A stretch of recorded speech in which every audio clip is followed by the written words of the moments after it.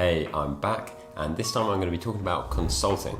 So I am a management consultant at a top consultancy based in London, but I often find I have to explain what it is to people. Not many people really know much about it, and I had no idea what it was before I started looking at jobs at university. So in this video, I'm going to briefly explain what consulting is, including the types of consulting and what you actually do.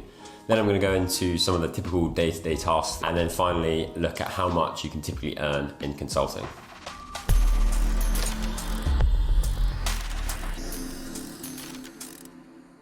So the definition of the term consulting is engaged in the business of giving expert advice to people working in a professional or technical field.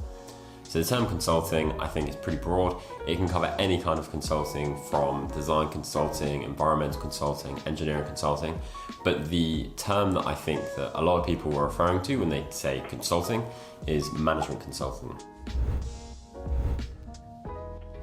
So management consulting is basically advising businesses to help them do better. And this could be anything from advising them on their strategy, so helping them set their goals and achieve these, or helping them buy other businesses. Then you have operations consulting, and this is helping businesses become more efficient, typically where you get the cost-cutting consultants. Then you have financial consultants advising businesses to improve their investments and tax, etc.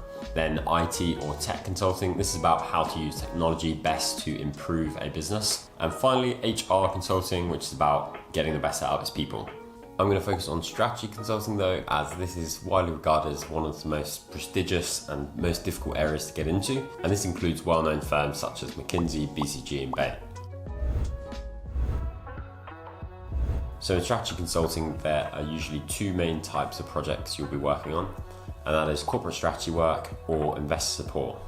In a corporate strategy project, you'll be typically working for the top level of management in a company, helping them get the most value out of their business. So this could include helping them define their business goals, looking at where best to allocate resources, or how to organize their business. An example project that I was on was when I was working for a real estate asset manager, and they were trying to understand what was the best thing to do with all their properties. Was it to sell up, invest more, or refurbish them? So one of the things that I looked at was, what does the future city look like and how the people and property interact. So then we helped the client look at each of their properties and assess where they'd get the most returns and what the best thing to do with all of those was. In investor support, you are helping businesses, or often private investors, so that is private equity funds or infrastructure funds, buy other businesses. So when they buy a business, they want to know absolutely everything they can about it. So they'll hire strategy consultants to assess that company at a commercial level. So the things that we'll look at are the market, look at how big it is and how fast it's growing, look at the competitors and understand, is the business that we're looking at differentiated in the market and other players a threat? So then we'll speak to this company's customers and we'll try to understand, are these customers loyal, happy, are there strong relationships with the company and the customers, and is there any risk of them losing them? Then we'd also look at the business itself, so how have they grown historically, and is their business plan going forward realistic? So these are the things that we do in a nutshell, but one of the things that I really try to understand when I'm learning about a new job is, what is the exact thing that you would do, so the tasks that you'd be doing on a day-to-day basis. So obviously these day-to-day tasks would vary depending on the type of project that you're on and the size of the team. But broadly speaking, some of the main tasks as a consultant that you'd be doing are researching, so finding data on a market or looking at competitors or looking into specific regulations. And while you're doing this, you'd be taking notes. You can then refer back to those and share those with the team. Another task we'll be doing is modeling in Excel. So the term modeling used to scare me a little bit as a junior consultant, but it's basically just pulling any data that you have together and assumptions that you'll gain from experts to produce an output. And usually this output is a market size and forecast. So another thing I find myself doing a lot of is speaking with experts on the phone. On a project, we'll typically reach out to an expert agency and they'll find us a load of experts that have been in this industry that we're looking at for many years. And then we'll set up calls with a few of these experts and speak with them for usually an hour at a time, asking them lots of different specific questions that we've prepared in advance. This is super useful to learn about a specific industry or company, and it can be super interesting. So another thing we'll do is speak with the target's customers.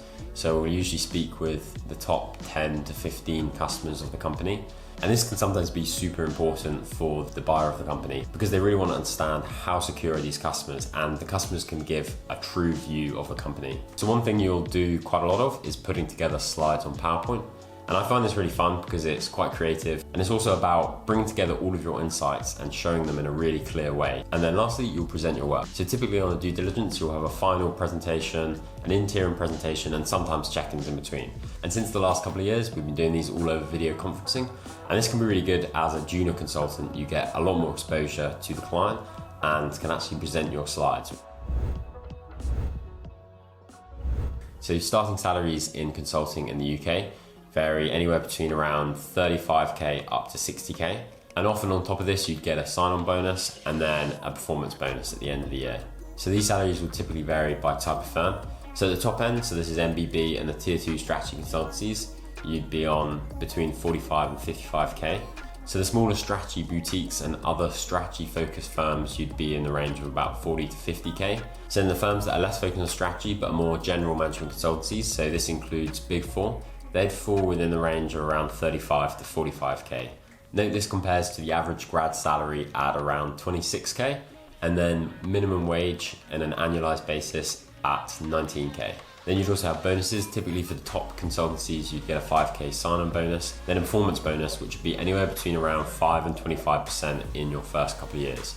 So for the top firms, you could expect around a 10k bonus. So overall, you could earn around 2 to 3 times the average salary in your first year. So then looking at progression, these salaries do move up pretty fast. So in the first couple of years as an analyst, you could be earning around 50 to 60k.